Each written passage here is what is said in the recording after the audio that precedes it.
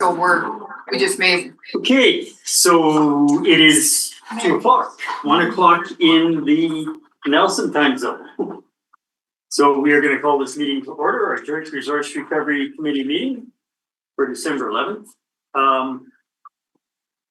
We've done attendance, I guess, Emma, you've checked attendance of everybody. We don't have to go back on that. So welcome everybody. I want to start by acknowledging that we acknowledge and respect the Indigenous peoples on whose lands, traditional lands, we're meeting today. And I would like to get a motion to adopt the agenda as circulated. Weatherhead Schmidt, thank you. So far as I know from staff, there's nothing we have to add or any last minute things to pull. We're good to go. So without any other input, all in favor? So the agenda is presented. Receipt of minutes, they are there for us to look at. They did go to board. I haven't heard any issues from the last meeting. So we will move into our delegation. We didn't give maybe as much time as people would have liked. There is a presentation and information that is relevant to all of us in terms of the Nelson Organics project. So we have from City of Nelson, they have a presentation. It is either available to see there or you'll be able to see it if you log in separately, which I haven't done yet. And so we have Mary, you'll be presenting. Maybe if you would both give a little bit of your position, how long you've been working on the project for the city. We'll go through your presentation. Thank you. Yes, thanks. Well, thank you for seeing our presentation today. This is a really great opportunity for the city to present a bit of an update on the pre-treated organics program. And I also just wanted to say thank you to the RG staff for organizing this today. My name is Mary Tress. I'm the Climate Programs Coordinator with the City of Nelson. I am overseeing the pre-treated organics program. I've been in this role since June of this year, but I've been assisting with various aspects of the program since 2023. And this is Carmen Proctor, our Climate and Energy Manager. Who we've worked with over quite a period of time on some of our initiatives. So thank you. So you have your presentation. I think the way it sounds like it'll go best if you run through your slides, give the information. We'll track a speakers list and then go to questions at the end. Thank you. Yeah, that sounds great. Okay. We have a short presentation for you today. We'll provide an update on the organics program, including program operations, as well as our evaluation and our plans for ongoing data collection and extending the program into 2025. So to start, an update on the pre-treated organics program. We have been distributing food cyclers since May of 2023. We have less than 150 food cyclers left to distribute. And there are pickups happening this week. I think there might be pickups happening right now, actually. So we don't have very many remaining to distribute, but sort of new residents in town can still sign up and participate if they're interested. We began distribution in 2023 with early adopters, mostly hearing about the program through word of mouth, being interested and signing up and sort of eagerly waiting for their chance to pick up a food cycler. To support people who have registered in the program, starting in 2023, we offered in-person distribution events at the Nelson Curling Club. That was an opportunity for participants to pick up their food cycler, have a bit of a Q&A opportunity with program staff, and then also they received our introductory educational resources at that time. So we created, in terms of those educational resources, we have a video tutorial. It's about 10 minutes long. For anyone who's interested, it's on there's a URL for that, just on that slide there. And we also have a printed program guide that goes out with every food cycler So, following the early adopters, we then really focused our outreach efforts on the Fairview pilot neighborhood, which is our Friday waste collection route in Nelson. And we used a variety of marketing techniques, and we did a lot of door-to-door canvassing and door-to-door distribution in Fairview to really encourage participation from that pilot neighborhood. And we have been really pleased with the amount of participation that we've seen so far. So in the Fairview pilot neighborhood, during the evaluation of the program, we saw 76% of eligible households in the neighborhood join the program, get a food cycler, and then start diverting their organics through our program. Now that we're in December, that number is a little bit higher. So the evaluation wrapped up in June, and we've still continued to distribute some food cyclers. So we're sitting a little bit higher at 79% of the Fairview neighborhood. And then across all of Nelson, we have distributed 2,230 food cyclers across all neighborhoods. And that is actually 53% of eligible homes. So also just a little bit higher than the number on the screen. So yeah, we're really happy with the level of participation that we're seeing, and people are still signing up, especially if they're new to town or just.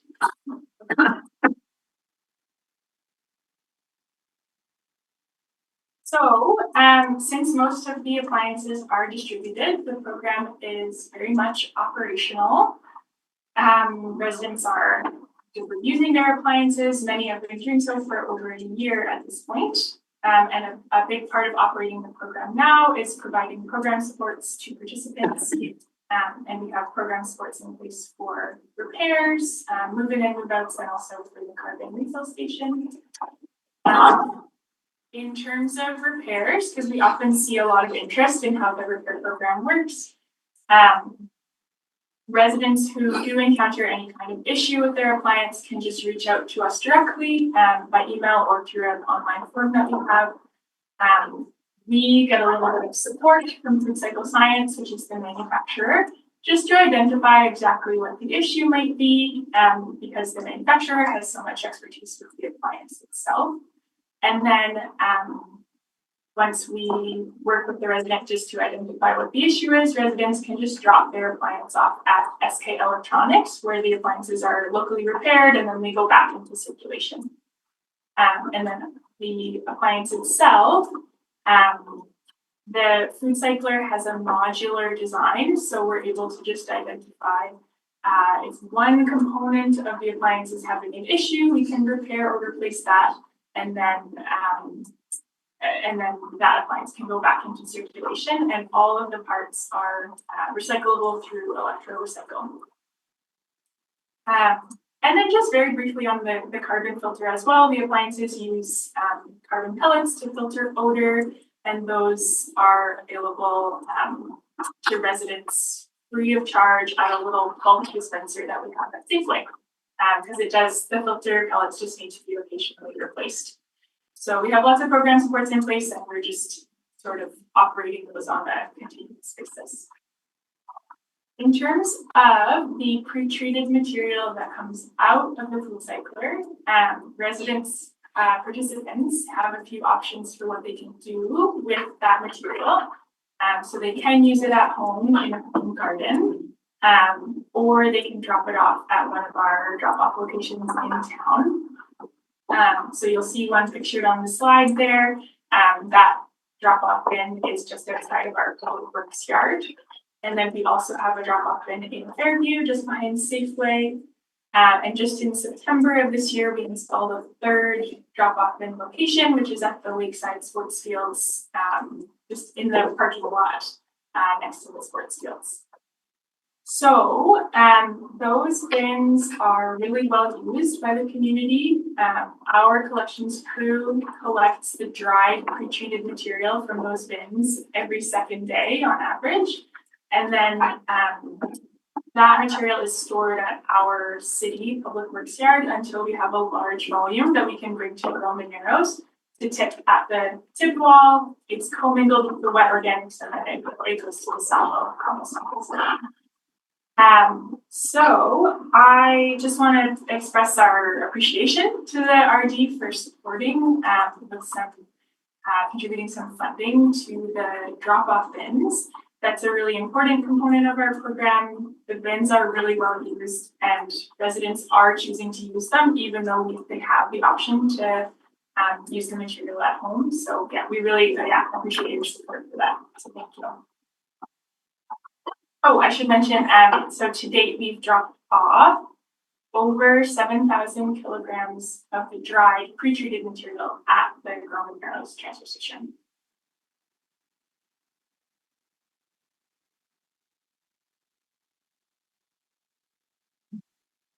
So, in terms of evaluation, we contracted a third-party consultant to evaluate the many aspects of the pre-treated organics program.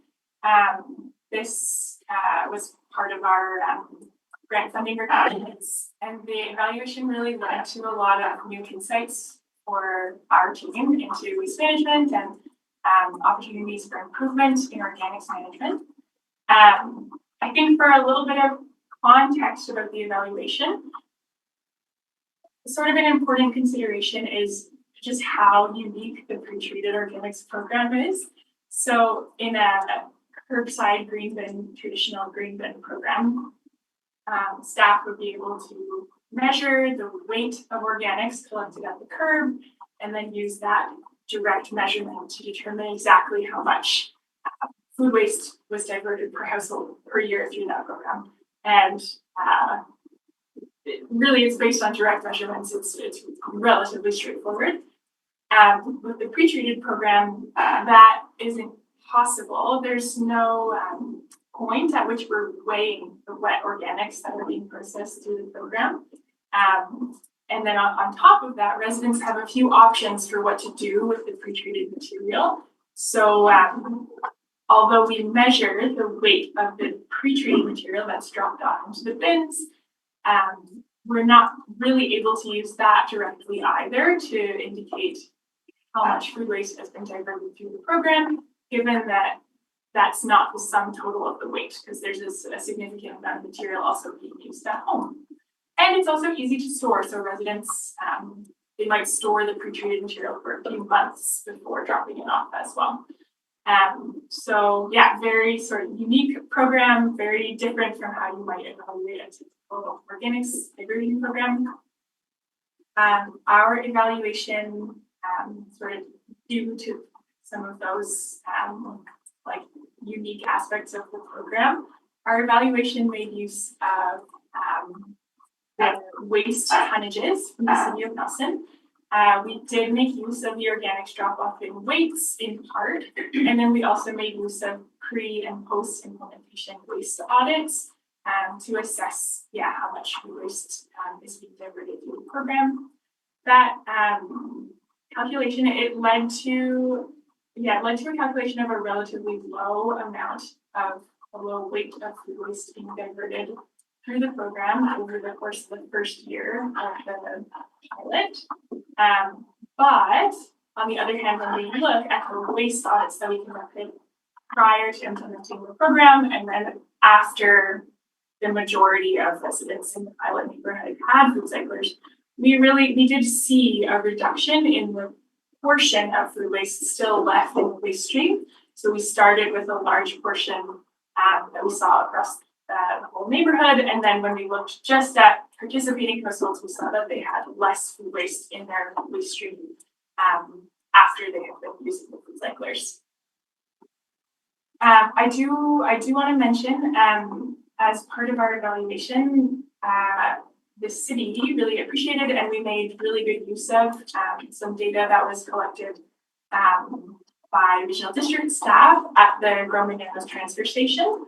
There was some survey data collected that really helped us to understand the prevalence of self-hauling among Nelson residents. So those are residents of Nelson who are eligible for curbside garbage collection, who could put their garbage bag out at the curb, but who for one reason or another are maybe not putting all their garbage out at the curb and are instead hauling it to the transfer station. That was something that we had an idea about and were aware of, but the survey data was really helpful to kind of illustrate the prevalence of that self-hauling.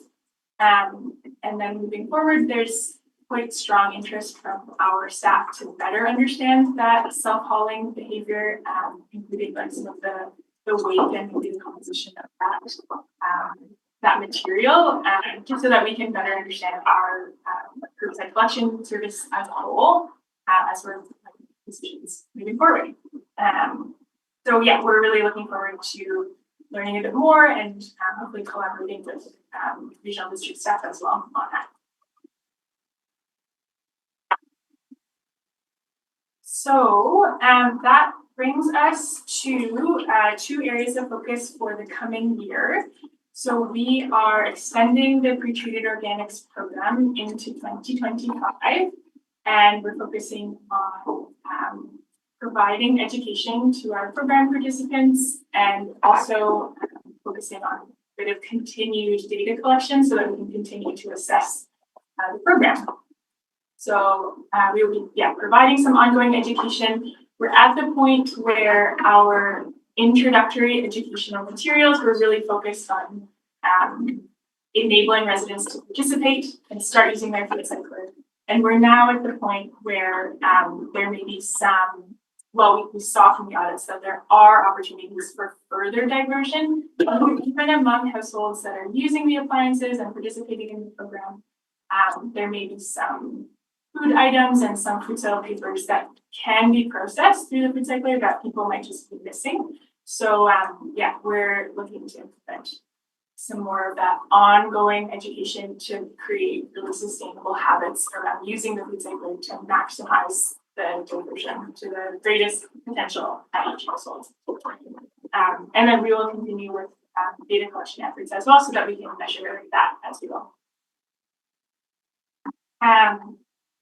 After we have had that opportunity to really measure the greatest potential of diversion through the program, we will assess how that went, and we will plan to present a recommendation to our council toward the end of the year.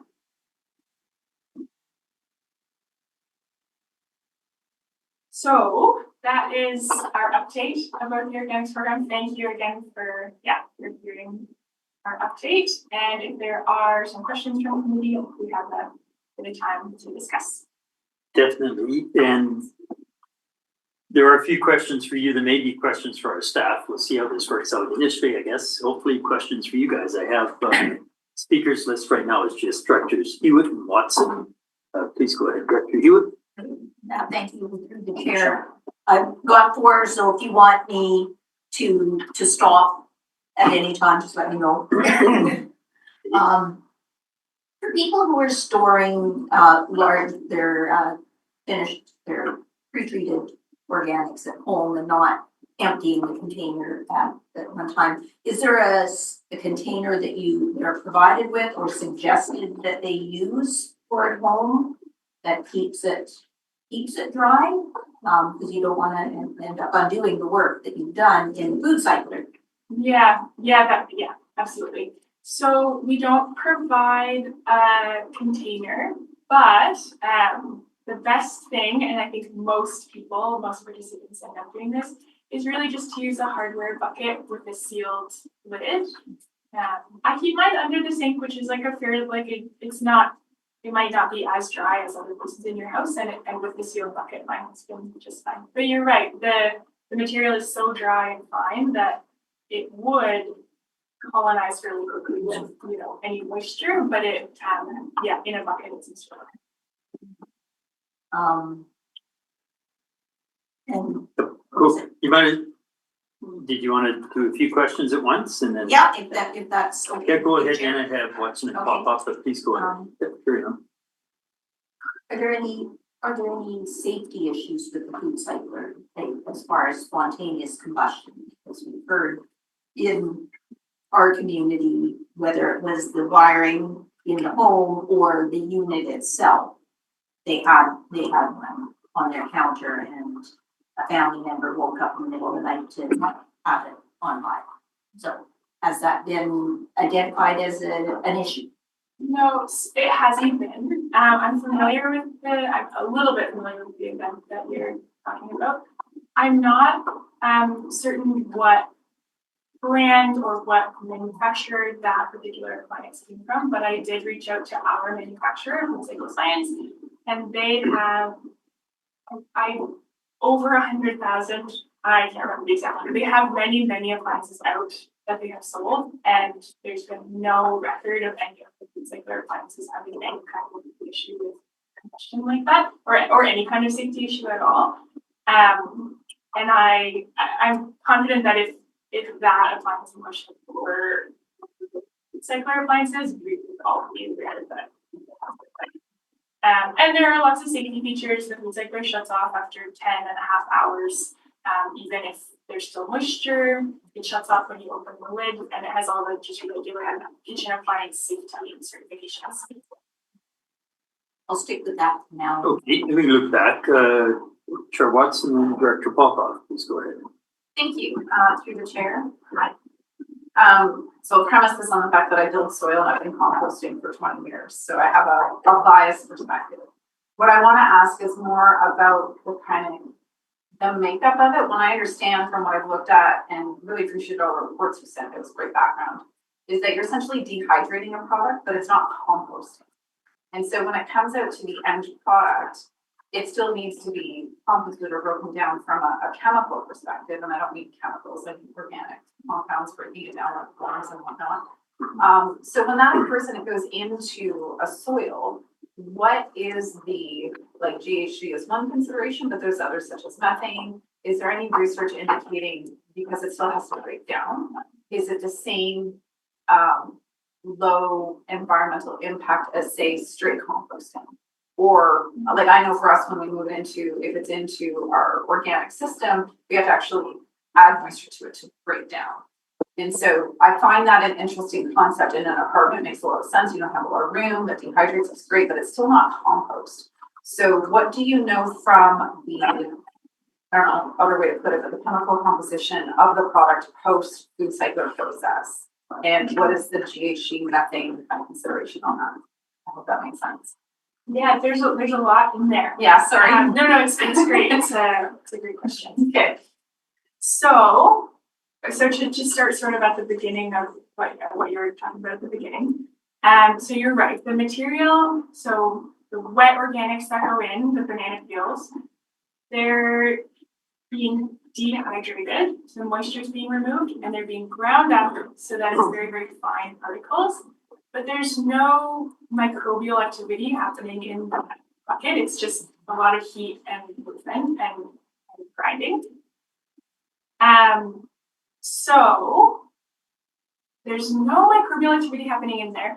And so the end product is totally shelf stable. It's just very dry and it can sit anywhere for quite a few months. The soil, on the other hand, in your garden is just absolutely teeming with microbial activity. And so when you add this dried material into the soil at a ratio that we have some recommended ratios for kind of optimal amendment. Because the material is so finely ground up, it breaks down very quickly in the soil where there's just a ton of microbial activity in general. And then that soil is also an oxygen-rich environment in which, rather than that food waste breaking down, say like in a garbage bag in the landfill and producing methane, in an oxygen-rich environment like in the soil, methane may be a small component, like there may be small amounts of methane. I actually am not entirely sure about the relative quantities, but in that oxygen-rich environment, it is breaking down into a plant available nutrient that you can then plant in. But if you were to add it into a compost heap and process it that way. That would also have a lot of microbial activity, and that would also break down in an oxygen-rich environment. So they're different but similar processes, and they're much like much more carbon neutral than than that material going to the landfill. Sure. Supplemental. Yes, go ahead. Thank you. I definitely acknowledge that it's way better than the landfill. Don't debate that at all, but I think it's an interesting consideration because when I first heard about them, for me, the biggest thing that I want to see from like a farming background and a soil background is activation of soil is one of the best ways we can actually capture carbon and deal with GHGs. So I think on a small scale, it's cool. On a bigger scale, I want us to still be actually making soil with it by creating microbial action. And I mean, it's not like it's our compost, but I think it's just a good note to make that was my first concern with the food cycler was that it doesn't actually compost. And so the ability to make soil, which is an actual benefit to the environmental considerations we have, I don't want to lose sight of that. So small scale sounds good, larger scale, I'd want us to still be making soil, which is what the main composting facility can do. So it's a good in between, I guess is what I'm saying. I guess that's one of the comments, sorry, so full of comments. Okay, fair enough. Go to Director Popoff, and then Popoff, Page, and back to Hewitt if you don't have any other questions. Okay, I will pass on my question. I believe Chair Watson asked most of what I wanted to hear. Okay, Director Page. Yeah, through the chair. I think one of the things we're looking at as that interim step or how we fill out that interim step of pickup, stabilization, and getting to the Samuel facility is when we're looking to urban residents and how we support them through the good compost, right? Because there's ways to put it in a pile and create methane if you don't return it, or you don't have space, or you're not maintaining it. And an option like this for people where they get past that part of it, stabilize it, hoping you can get it pick up and go off to some. That's part of the consideration on what works better in our environment. And then kind of more looking at what are the transport GHGs. The report makes it pretty clear. It's like they're not the big component. The big component is getting that material to its oxygen-rich biological environment and the least cost, in the most cost-effective way possible. That also supports the most people.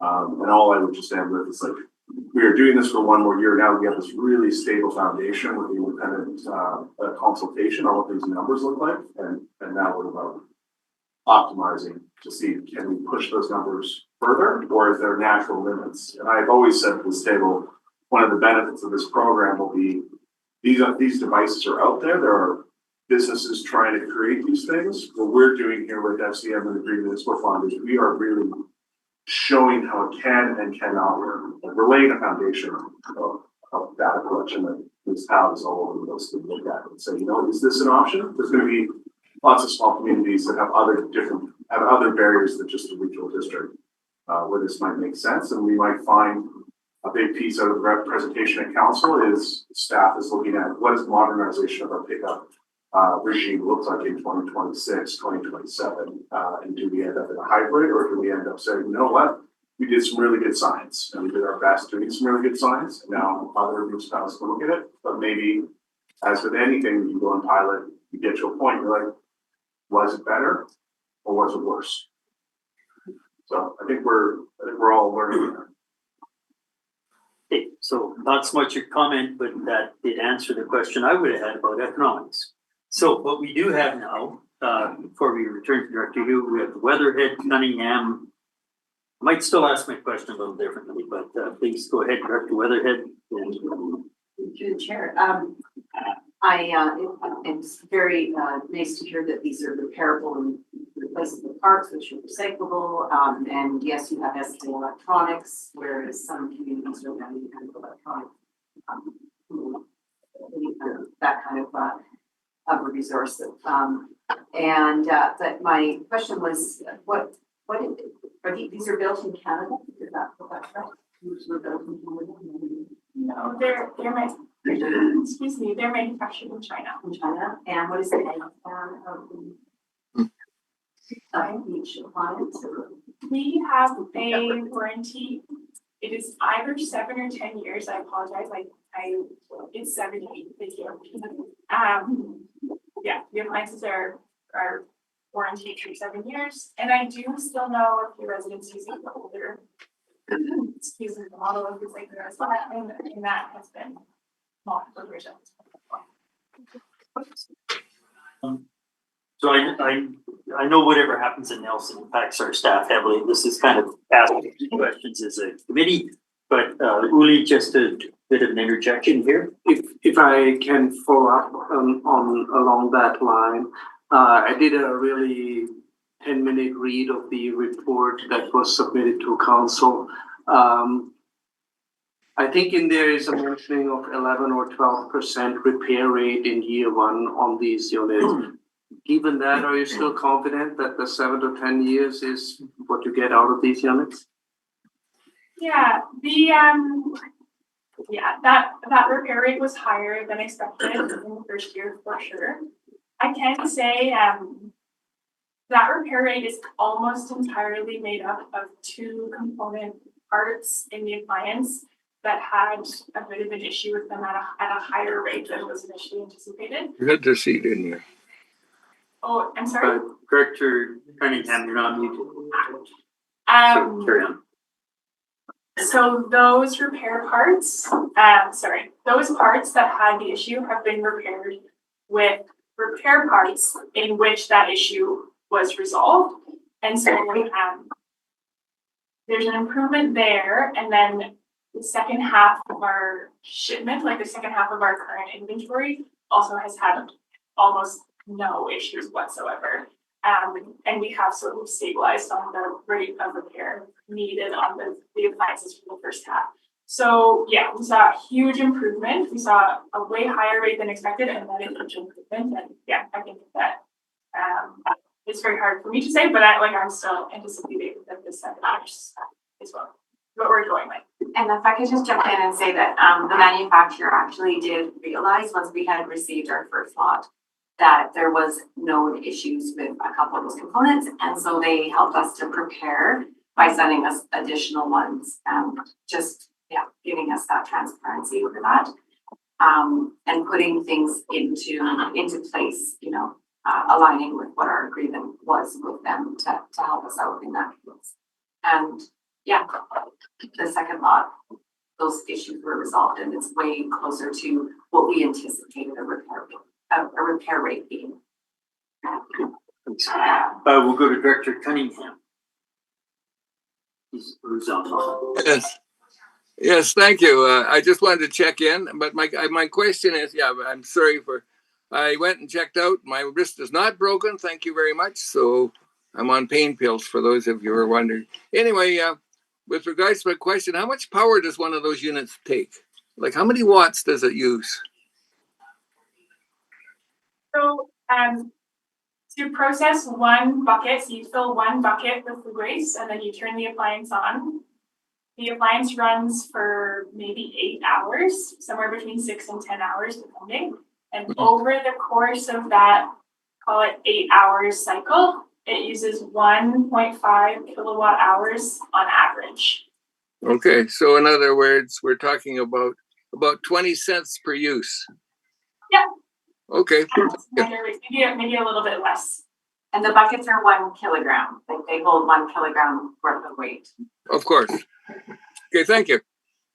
Thanks. Before going back to Director Hewitt, maybe I'll kind of frame what I have as a curiosity or question about the economics.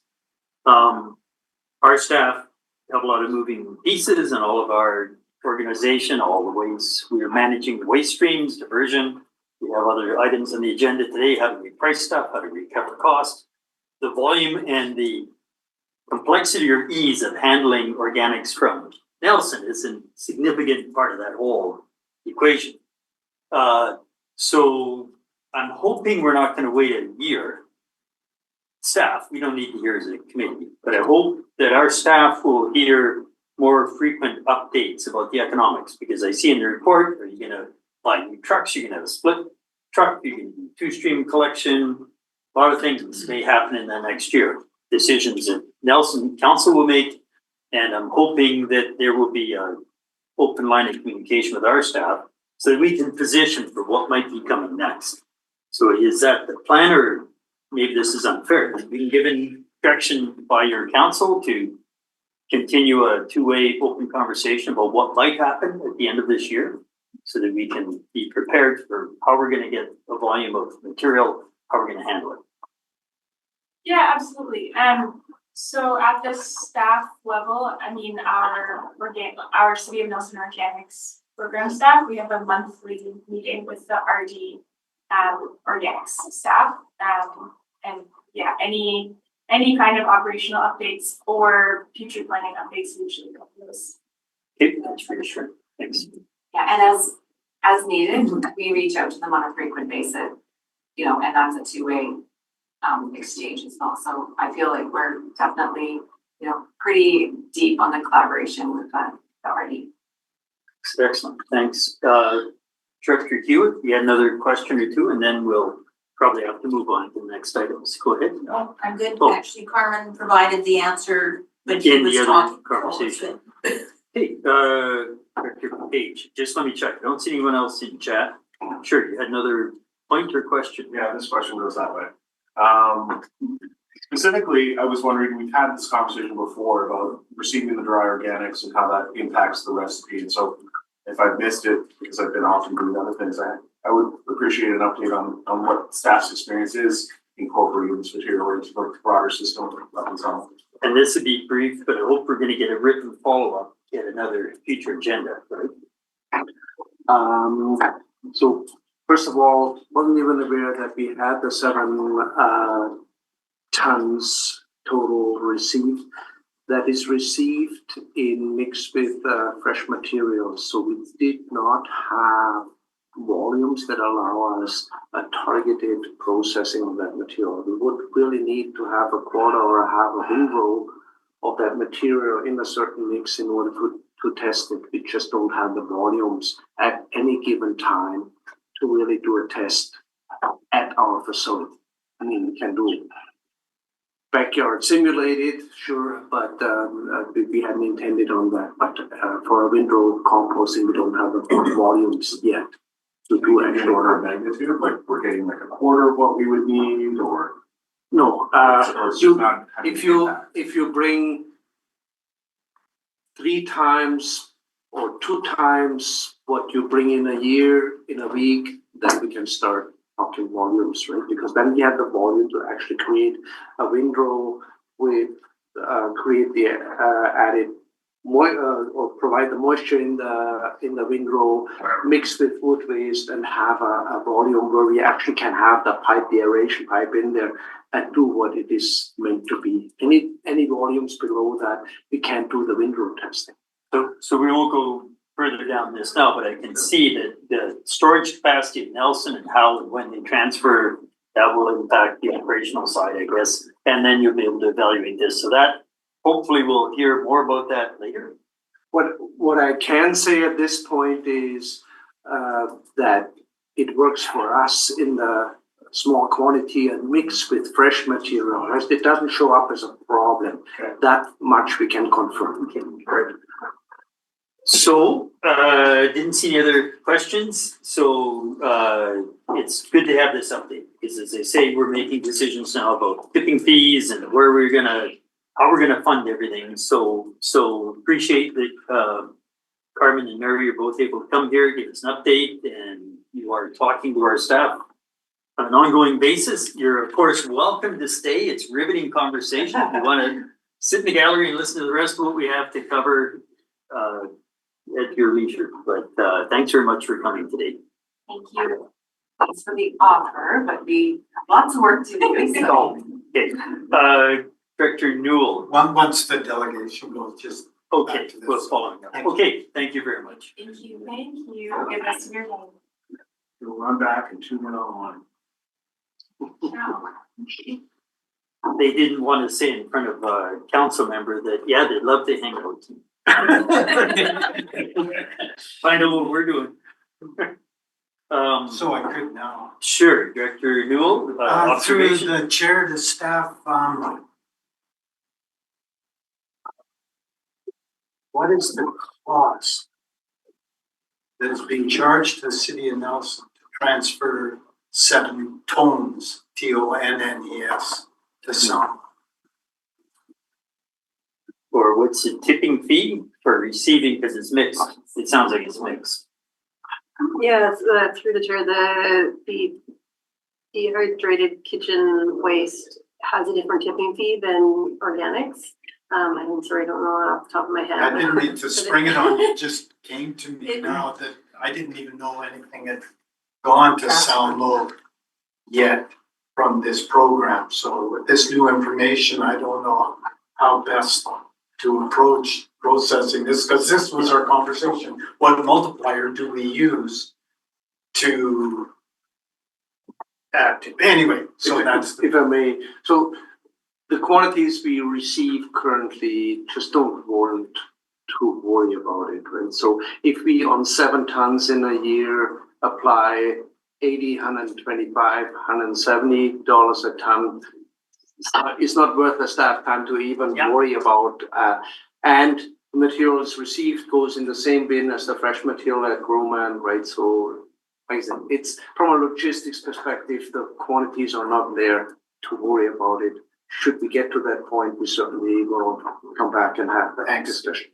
Yeah, when you're ready to give us an update on that, And- definitely will. And maybe I add to that, our staff is working actively, as we said in the last meeting, on the ICI program components. And there we will come as well with a tipping fee component, discussion component to this group to have that discussion. Do we need to have modified tipping fees in order to incentivize the program? Okay, thank you. So Vice we, Chair. really briefly, Very this is on the briefly, same thought. What is the magic number before we start quantifying? 7 tons is not the magic number. What is the magic number? I think 135.74. Perfect. I honestly couldn't. 50 ton? I think we need staff to think about, because another year under this model, maybe double the volume, and we need them to be able to go back and think this through and then. I almost would say if we have quantities that allow us to somehow stockpile materials in a reasonable time frame to do the pilot, I think for me that is the time where we have that discussion. Like I said, right now the model works. We have low volumes of fresh material coming to Groman, so the bin sits longer than we would like anyhow. So filling it up with this material just helps us more frequent transportation. There's really no motivation for us currently to get any deeper into it. Okay, we will move to item 3 then, and I think I already have a speakers list. Changes to the material management and tipping fees, all areas, this follow-up to the efficiency study where there was lots of data. Heidi gave us the initial presentation on that. Who wants to lead the conversation on these 2 recommendations? Give us, is Heidi online there now? Oh, please go ahead, Heidi. Yeah, thanks, and through the chair. I have a summary for this, similar to last time due to the amount of information in the report. With permission from the chair, I was hoping to summarize the recommended changes in material management first, allow the directors an opportunity to discuss, and then move on to the tipping fee recommendations. Yes, please. That'd be a good way to refresh everybody. Go ahead. Okay, great. While the current bylaw has separate definitions for clean wood and wood waste, these materials are currently managed together. The tipping fee for these materials was set at a lower rate than mixed waste historically to incentivize diversion. However, the majority of wood is currently not being diverted, in part due to the presence of contaminants such as paints, stains, glues, and wood waste, which limit the end use. Over the past few years, wood materials have been processed and stockpiled at RDCK facilities to the point where chipped wood piles now pose a fire hazard at several sites and need to be hauled to the landfills for disposal. As shown in Table 3 of this report, it's estimated that the processing of this material is significantly more costly than hauling the unprocessed volume. The larger increase in hauling costs in the west in this table is due to the pending closure of the Nakusp landfill and the assumption that wood waste will be hauled from Nakusp to Udishinya. Based on the predicted cost savings and mitigation of fire risk, until a beneficial end use for wood waste can be determined, staff second GHD's recommendation to only accept clean wood waste at an incentivized tipping fee and to manage the materials that fall under the bylaw definition of wood waste as mixed waste starting in January 2025. Similar to wood, yard and garden materials have high management costs related to processing and hauling. Due to this and the low cost recovery through tipping fees, GHD recommended reevaluating the cost recovery strategy for this material, particularly the biannual free yard and garden months. Approximately 50% of the annual tonnage of this material is received during these free months, which is estimated to cost the RDCK up to $57,000 in lost tipping fee revenue, based on current tipping fees, resulting in a heavy reliance on taxation for the management of this material. That being said, processed yard and garden materials are valuable to the RDCK in that they're used as a bulking agent as part of the composting process at Creston and Central compost facilities, keeping it out of the landfill. As food waste collection increases, the organics coordinator anticipates that compost facilities should be able to use almost all of this material, and without this feedstock, the RDCK would likely need to pay to source it elsewhere. Additionally, the Free Yard and Garden program incentivizes both fire smart and air quality improvement initiatives by encouraging the disposal of materials at RDCK facilities for reuse instead of burning or stockpiling it on personal property. While the fiscal value of these initiatives is difficult to quantify due to the multifaceted benefits of this program, staff recommend continuing the free yard and garden months, at minimum until the impact of proposed tipping fee increases, discussed later in this section, can be evaluated. While the current tipping fee for rubble reflects the intention to incentivize diversion of this material, the small amount of rubble that's collected across the RDCK is currently landfilled due to insufficient volumes to provide an economy of scale for separating and processing this material.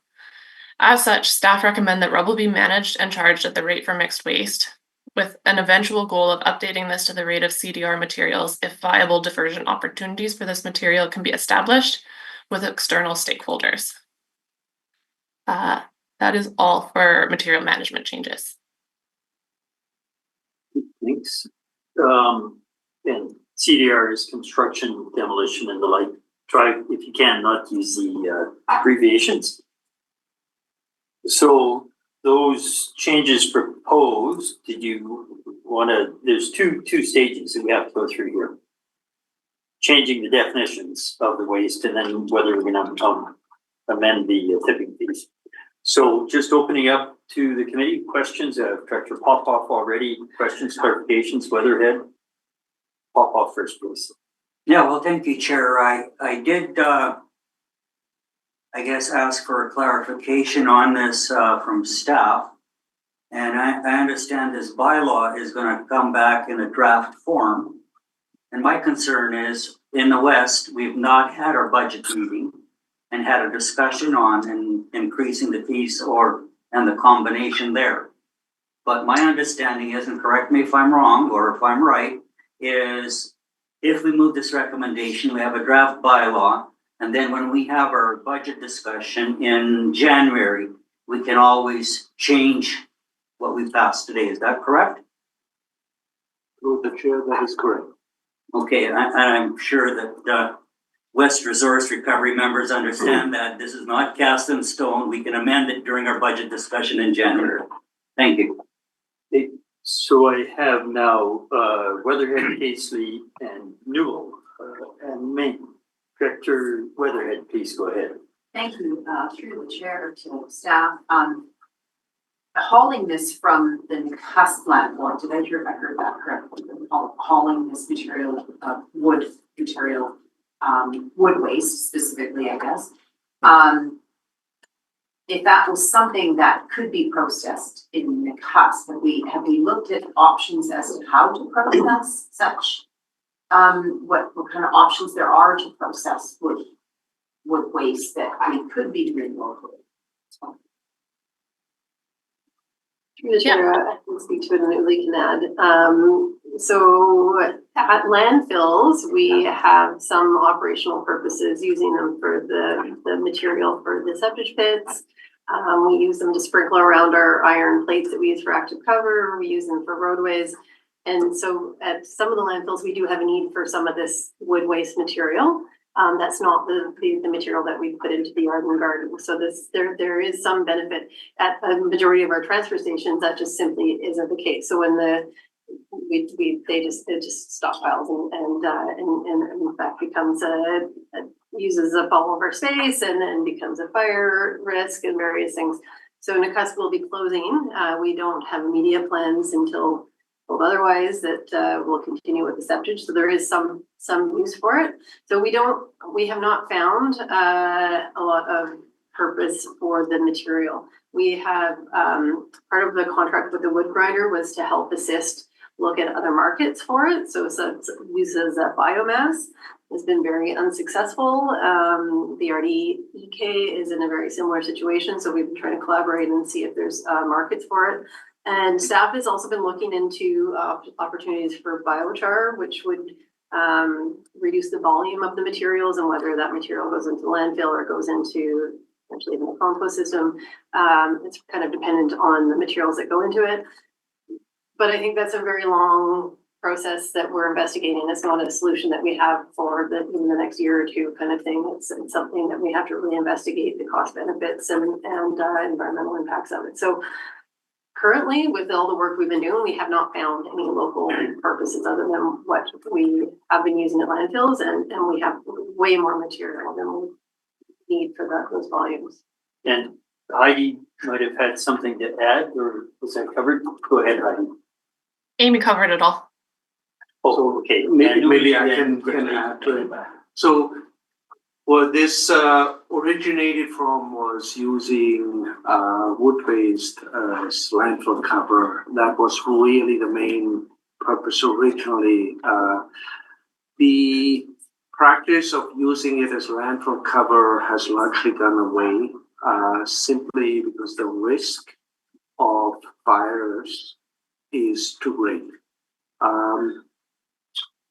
Current practice is that we use soil as cover because it acts as a barrier to landfill fires, and particularly landfills. All our landfills are in proximity to residential areas. If you imagine Ootachinnia, not far from town, the risk of fires is significant to us, both in regards to using the materials as landfill cover, but as well as the storage of large volumes of the material. And as Amy pointed out, we really have absolutely no use for it. There's very limited in certain stretches of traffic area, but it is not a good trafficable material either. It gets wet, it gets mushy, and is non-usable in a relatively quick period of time. It gives a temporary effect when they apply to roads, provided the nails are out and whatever else too. So there is no use for the wood waste we are producing a large volume, as the report outlined. We collected, so we have sites that we prepare where we pile it up, then we have the grinders coming in at a considerable cost to all of these, or most of our sites, and then we store it, have ultimately fire risk, interface fire risk with these piles. So then we load and haul the materials again to a landfill where we again really have no use for it. So we need to urgently look at how we do business in order to be more cost efficient. And on top of it, you have situations like we currently have in the central sub-region where we, for example, collected at Groman. Current practice, we haul it to central, and until we have good uses there, we just pile it up. We have a limited use in the septic pits. That is not necessarily a practice that we know that we can continue in all future, which means we haul it to central and then we haul it to Ootachinnia for disposal. That's a risk that's out there. So we need to look with fresh eyes how we manage these materials, and there's a substantial cost savings there by the approach that Heidi introduced in her report and in her introduction. Just quickly before going back, you want to note, Emma, I don't know if you caught, Chair Watson left, she's got the emergency disaster management BBCM thing meeting right now, so she left at 1:52. Should be back. Director Weatherhead. Thank you. Just supplemental to that, just a comment. What I see as other wood waste in the area would be like our pole yard, and they have this massive buildup of, the wood chip. And people use it for, obviously, going to use it for them and stuff. And I think it must be maybe director results or we can verify, but I was think of that as a big fire hazard as well, and then we have a mill as well, and I always wonder what they do with their waste, so I always think, could we collaborate on wood waste somehow and do something with it? So it's just is an outstanding big question mark always.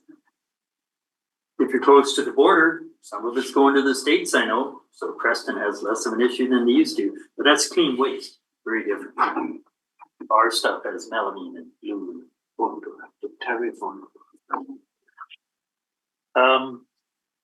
Okay, we will continue. Director Casey, please. The floor is yours. Yeah, so what that means is that if we take the, and correct me if I'm wrong, is if we take our wood waste and bump it up to the price of mixed waste, for us at cubic meters, not scales, would be a $5 increase instantly. Plus, then you're asking for another 10% increase on top of that. Is that correct? Through the chair. Sure. The actual tipping fees are discussed later in this report. And at this point, we've only calculated the per ton tipping fees. We need, mentioned in the report, we need to take a look at the unit rate conversions and reevaluate some of those. Fair, your meeting. Well, presently, that's what we're at. We're being charged right now at wood waste is $31.25 a meter at a non-scale site. So that's real, right? That's what we're charging. And if you want to move it up to the mixed waste, presently using the same number, it then will go to $36.25 instead of $31.25. So that is a $5 increase instantly over and above if we do the 10%. Just making the point. Yeah, maybe I can respond to that. That is, without getting in too much into the question about weight to volume ratio on wood waste, because I simply don't know it because we are talking now unchipped wood. But it's clear that there is an added cost at the time of disposal for these, what we call contaminated wood waste materials. You have as well an added revenue to the same subregion, which then offsets taxation. At the same time, and that's the key, you have an operational cost savings, and that's what we are talking about, an operational cost savings by not having to grind and in some cases rehaul and reload and rehaul these materials. So that's the key to it. The cost increase at time of disposal is an offset with the increased revenue to the region overall, but the savings are really coming from the decreased operational costs that you're suggesting. Is it not correct further on in our document that it shows that West Waste has the least amount of taxation to recover its operational costs? It is based on tipping fees. And is it not correct that there are probably more non-scale sites in West than there are in other areas? I would suggest that the discussion about the balance between taxation and tipping fee is one that you want to have initially as the Western Sub-Regional meeting, and then bring it to comes to the general budget meeting at joint, where you have as a group the discussion if you want to go it alone as a sub-region, or you stay as at a cost system as a joint regional district. But I think the discussion about the balance between taxation and user fee is a different discussion than what we are discussing right now. I think that is a discussion you want to have at your sub-regional meeting. And I think we have had, or various sub-regions had various discussions about that.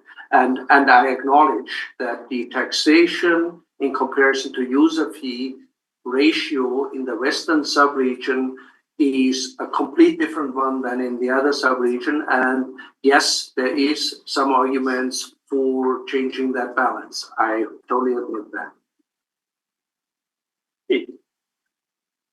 We will then carry on with the list. So right now, I now have Newell, Maine, Davidoff, Zelznick. Director Newell. Thanks. Just three quick things, but number one, what is clean wood? Like, how do we know it's clean when someone brings it in? Like, do we have no nails in it, have a bag? Like, I just wondered. The definition, sorry, if I may, through the chair, the definition is actually in the current bylaw. We have created a definition for clean wood. The last time we did a bylaw amendment, we just haven't used that category. So we still have wood waste there, which is what we now call the contaminated wood, painted wood, treated wood, metals hanging on, that camping table that has a little bit of particle board on the top, but the rest has metal legs or whatever. That's the piece that is going away. And as Heidi indicated, a very rough guess for us is that the clean wood portion, meaning untreated wood, in the overall current wood waste category is likely about 10% of the overall material we are collecting. Thanks. Second one, how will the new per ton tipping for yard and garden waste transfer into what's currently charged as $5 a load? So do we think it'll go to 7 a load or 6 a load? Because no one weighs it anymore, right? It's just drive in with your thing and they charge you. Heidi, did you want this one or Amy? Yeah, sure, through the chair. We haven't had time, with there only being a couple of weeks to get this report done, haven't had time to do that analysis, but we do plan to do a little bit more in-depth analysis to make those values more accurate. They're never going to be 100% accurate because a load is always going to vary, but we're going to try our best to make them better. And go ahead. Interesting comment in regard to the 3 months and the cost of the 3 months in May and October. I'll just leave it at that for now. And I wanted to just say I fully support and look forward to our January workshop on looking at this whole topic in a regional manner and how we might be able to look at that in that way. Thank you. Thanks, Director. So, Director Maine, Davidoff, Zelznick.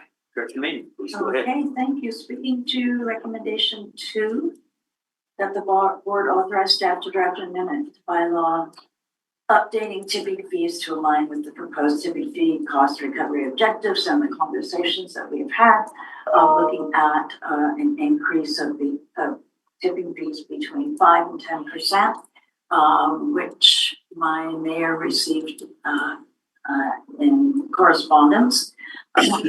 I received a letter from my council just this afternoon, and I have distributed it by email, stating Village of Silverton's opposition to the increase in the 5 to 10% increase in tipping fees. And so I will be voting against recommendation 2 on the basis of the requirement of my council to represent them. Although I the recommendation 1, I see the efficacy of and will support that. Thank you. Director Davidoff. Thank you, Chair. Can you hear me okay? Yes. Yeah, I think what Director Main just referenced was what I was going to ask about, because Director Popoff asked the question, can we make changes later? But letters have already gone out, and I'm just wondering, like, to municipalities, and I know some municipalities are already winding down their budget processes. So we're doing something here a little late, through the chair to staff, is that correct? Through the chair, the letter went to municipalities in the fall. I believe there was 2 rounds of letters that went to the municipalities as well as the commercial account holders. And that was either in September or October that we sent them out. And it said that we were expecting a 5 to 10% increase pending board approval. And so just to give them the heads up to prepare for it, I can share that all of the current draft budgets have a 10% tipping fee increase in them. Supplement. For committee consideration. Yes, go ahead, Director. Yeah, so are we, chair, through the chair to staff, so we're not looking at more than a 10% increase, is that correct, through the chair? On the drafts. Through the chair, that is a general 10% across the board tipping fee increase, so largely affecting mixed waste was what the communications went out for. This report, which Heidi will continue on, has some different adjustments and schedule approaches to some of the specific materials that caused the cost recovery through tipping fee assessment determined we were not recovering sufficient revenues for the management of the particular materials. So that we'll discuss in a few minutes. Okay, so, Chair, I've got one more, but I'll defer to other people before I ask that. Okay, go to Director Selzman.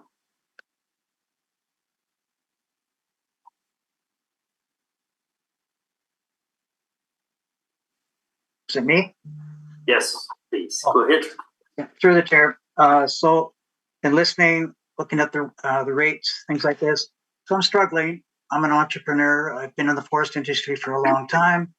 And just listening, I guess I struggled right off the bat. You know, when we said we we're going to close the Nakusp landfill, it would save money. And I'm going, every time I look around, prices are going up. And the whole mixed waste and wood waste and these clean wood is going to take up so much room in a dump truck or however you haul it. It's going to be way more too many runs. I've loaded that stuff in trees and branches and everything else. It's enormous what gets there, and I'm struggling why we don't grind it. We've got places. Actually, there's opportunities for entrepreneurs to do biomass heating. You could put a boiler right where you are right now and start heating those 2 little shacks with an outdoor boiler with in-floor heating. You could take it all the way. You can travel 2 miles with that. If you look at the village of Lumbee or Enderby, they heat 1/3 of their population of houses and industries with wood waste from industries, and they take it from the landfills and things like this. So I think we just not very far away. We have Isaac, who does your the landfill contract. I think he's got 150 acres there, and he wants to make an industrial park. I see a great opportunity there to use that wood waste, grind it, clean it. You can use a magnet, and you can make dry beds to dry it with the wood waste. You can heat it. Just really want to understand more. Just Google Fink Energy and see how they use the wood waste and recover it. Heating is the easiest way to do it. Heating hot water is the easiest way. I'm really, really struggling with this, and the other one, I don't know. I'm just really struggling. You can actually, if you bring in clean waste, clean wood, give them a reduction, and you can grind it up and sell it to across the border. You can sell it to the pulp mill. You can sell it to. There's a place in over in the Okanagan. They're taking their wood waste from the pole yard. Fox Lake Lumber is selling it. Baird sawmills are selling it to these people. We really got to stop thinking of it's so easy to put in a tax increase, but that's the easiest thing you can do. It's the most easiest thing. It's easy, but try to think outside the box and try to look at different ways of doing things. I think there's a great opportunity there. And actually, if you brought it all into one area, Edgewood, Folger, Burton, New Denver, brought it to our area and ground it all up, you could make a subdivision, a massive subdivision, an industrial park, and heat all those buildings, dry beds. There's so much opportunity there. I'm really, really struggling with this hauling it. That's greenhouse gas emissions. If you Google Think Energy, there's no greenhouse gas emissions at all.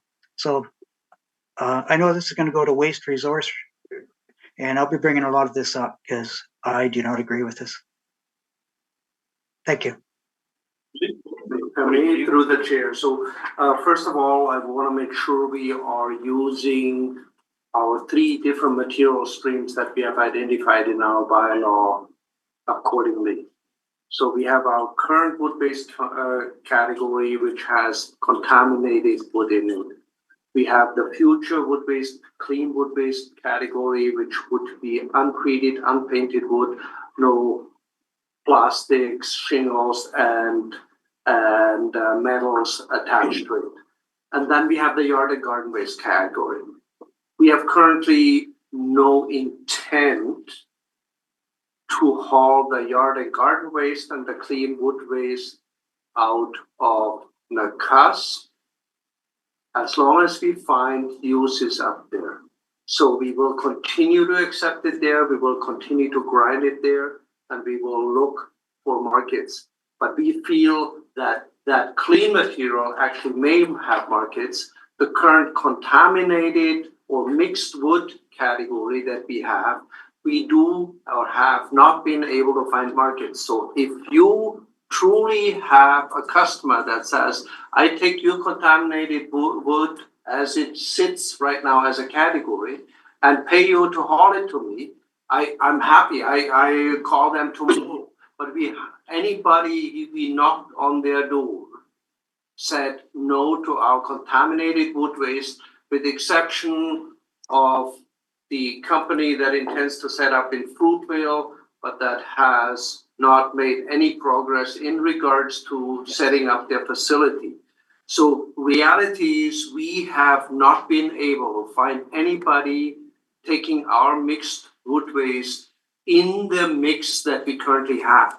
The effort that we are taking now is exactly that, making a marketable product, hopefully, out of it. And we have no intent to take clean wood waste or yard waste away from Nakusp and haul it to Deshania for disposal. That's not the intent. So important that we look at these categories as they are defined and the different intended uses with it. Yes, the contamination piece, the treated wood, contaminated wood, or wood that has other materials attached to it, they would be dealt with now as mixed waste and hauled to Deshania. That's the intent. That is correct. Further, Director Zalesnik? Yeah, it's a little bit off of it, but another opportunity. I always look for opportunities instead of raising taxes. You could also, same as that industrial park area that I was telling you about, 150 acres.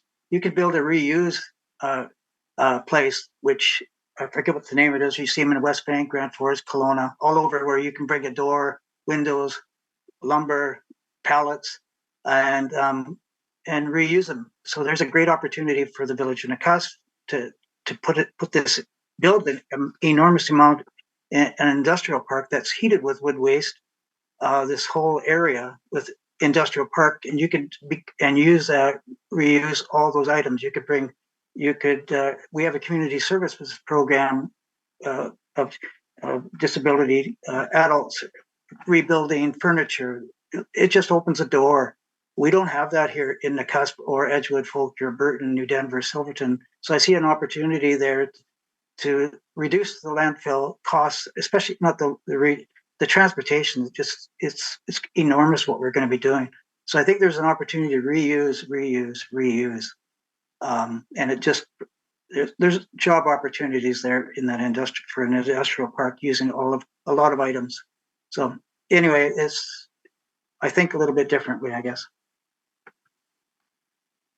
Brief, if I may, used construction materials is a market and an opportunity. I've in past, in a previous position, established a facility and operated a facility as well.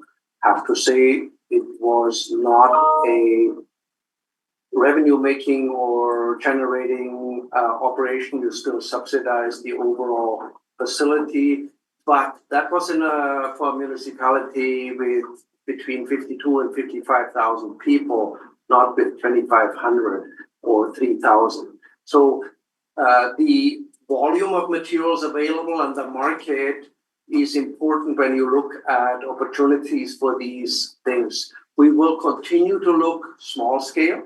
If we are tasked, and that is on our task list.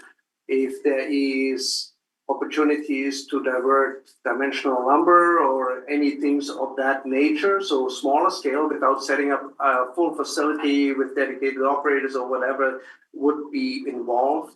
That small scale, we will continue to investigate and continue to look solutions for it.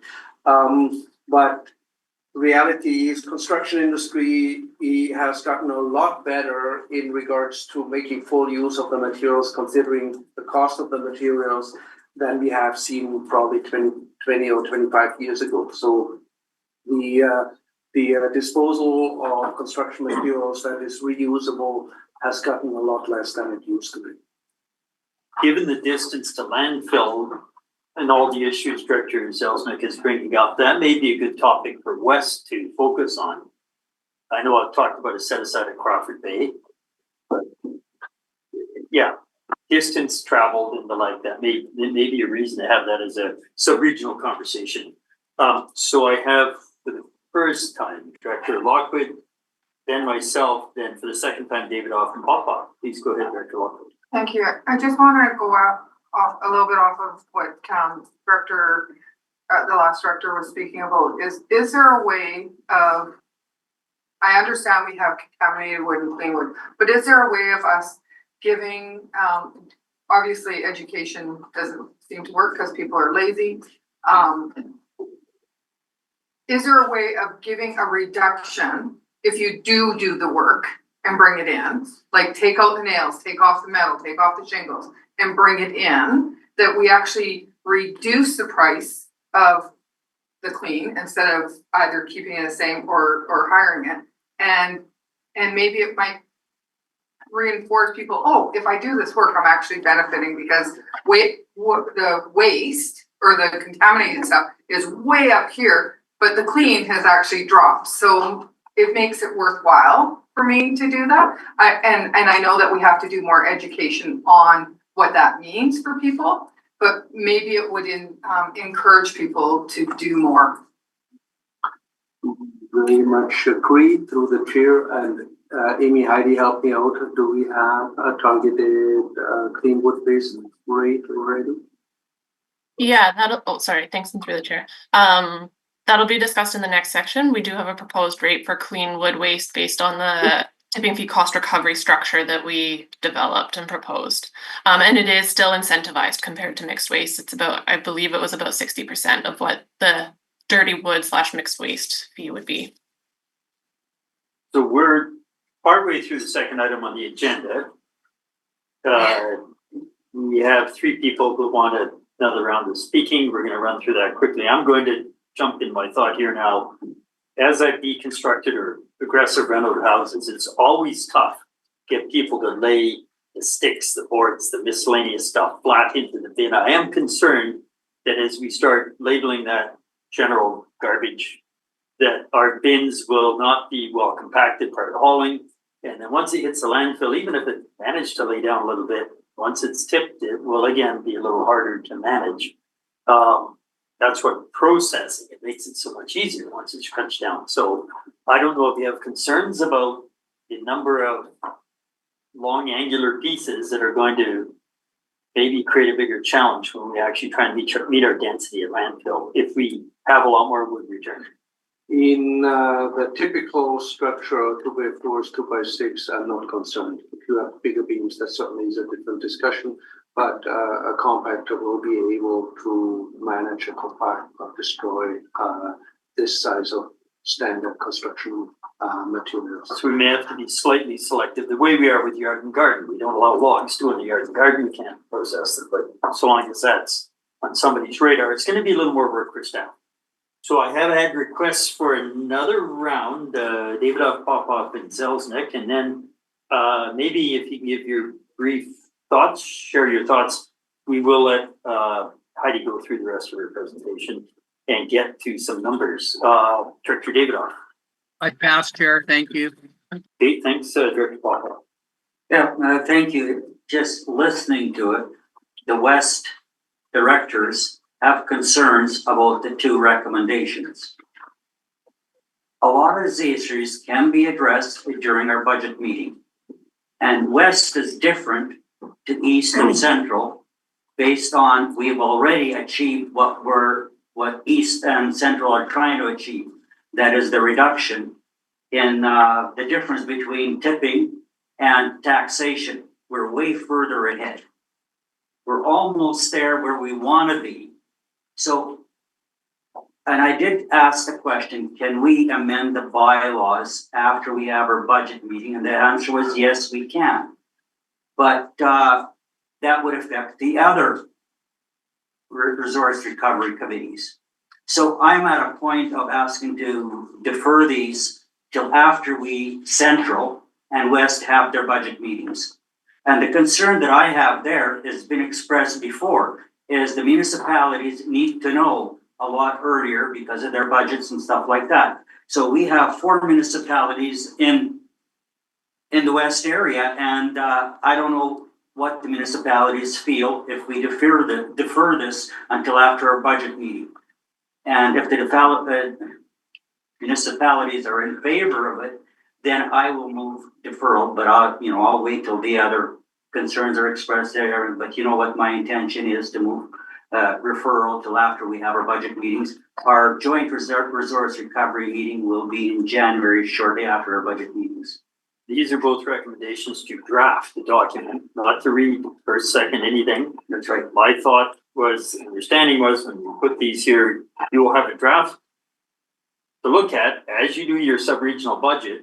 And then after that, exactly what you said, you'll be able to kind of pull your thinking together. But this is not an action to change the bylaws, merely to draft an approach so that you can consider that as you look at the full numbers that are going to be presented to you the first week of January. A supplemental, if I may, and that's a question to follow up on what you just said.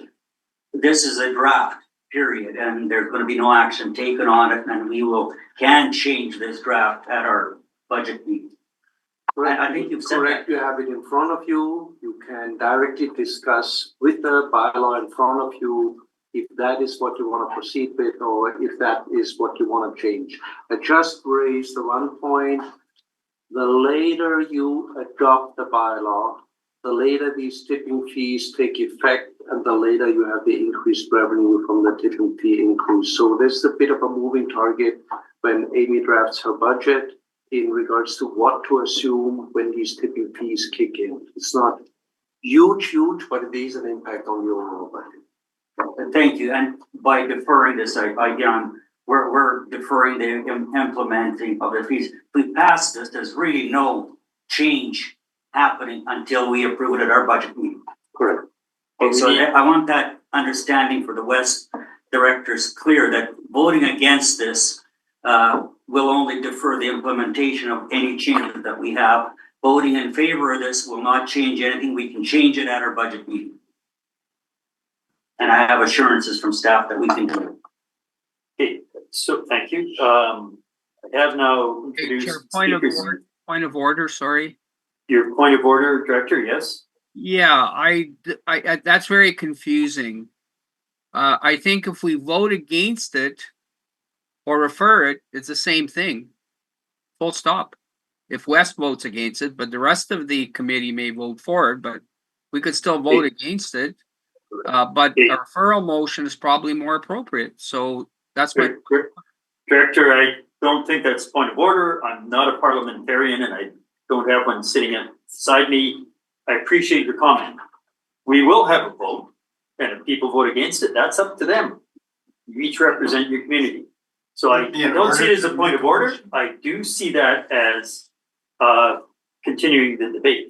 I do have Director Page for the first time on this topic, and I'd like to move, if we can, quickly back to Director Zelznick for the second time, and then back to staff so we can hear the rest of the story, as Bob Heathcott would have said in the 70s. And then we will have the debate on these two recommendations. So we're a little ways away from this, the second item of the day. Director Page. Now, for the rest of the story. Just for some of the consideration from some of the directors, part of the report that resonates with me, that layer that we put in, is that tipping fees generally have been set at the same rate across all three subregions to promote user equity between subregions and to prevent the excessive transportation of goods, users seeking cheaper disposal options. The revenue from each of these tipping fees currently stays in the subregion in which it is collected, where cost recovery is less than 100%, the balance is covered primarily through taxation. So if we raise across the board in the same way, that taxation in those areas where there's already good cost recovery simply sees less pressure. And so overall, the resident is essentially maintained as whole. But I think it is important to try and consider that when we keep the fees the same, we don't have users seeking to bring their waste to places where they're being subsidized, which would drive further taxation for those areas and costs there. So just part of the consideration there of why there's value to keep it together and how that can benefit the taxation pressures of those regions. Okay, so thank you. We go back to Director Zelznick, and then we're gonna go back to Director Zelznick, and then Director Gould for a second time. Then we'll let staff complete their explanation of what they're proposing. Director Zelznick. Okay, thank you. Through the chair, just a quick question. How do we go about going back? How do we make a bylaw or a policy? How do we go back to distributors and retailers to take their product back instead of us all taking it to the dump? That's one question. I don't understand why we're not doing that. How do you do it? I know they do it in Sweden. They make it do it in other countries. How do we do it here? And it's one quick topic back to the Director of Operations, Uli. I'm in construction, and I have to respectfully disagree. There's a lot of waste left over in construction that a lot of people could reuse. Gyprock, I go to the dump and I'm taking so much back, and I see a lot of construction waste coming back that can be reused. So anyway, I'll just leave it there. Actually, maybe I'll jump in first. I think, Director, the first part of your question is around advocacy and product stewardship and them taking stuff back and how they package and what we get, what we can use, what we can't use. And that's our job as a governing body. And we have been relentless with Minister of Environment after Minister of Environment talking about largely the biggest inequities, which is the Recycle BC, but many other items. On a staff to staff level, I think I've heard from particularly Manager Wilson, they are almost embedded in the conversation with the province continually. She goes to these, it sounds like fairly high level conversations about how can we all do better. I'm speaking for staff a little bit now, but I think our advocacy has been strong, continuous, if not relentless.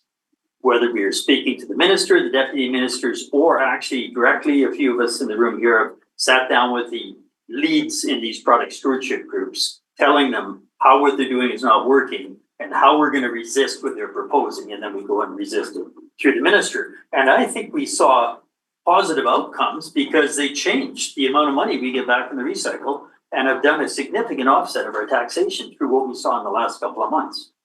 So I think that is, as directors, I think we do that continually. Director Zelznick, staff, I don't know if you very briefly want to explain, you are plugged in, are you not, to these conversations about getting mattresses, getting this and that into these product programs so that we will see less waste. Just, can you give us a quick blast on that, or am I overstating it? Yeah, through the chair, myself or a collection of other staff participate in virtually every opportunity we can to advocate for these programs to do better and to understand how the programs work, to make sure that we are getting sort of the best service we can. We did have a draft report and a draft letter as follow-up to that response we got from the ministry that was a little lackluster, to continue to push on it on a few items.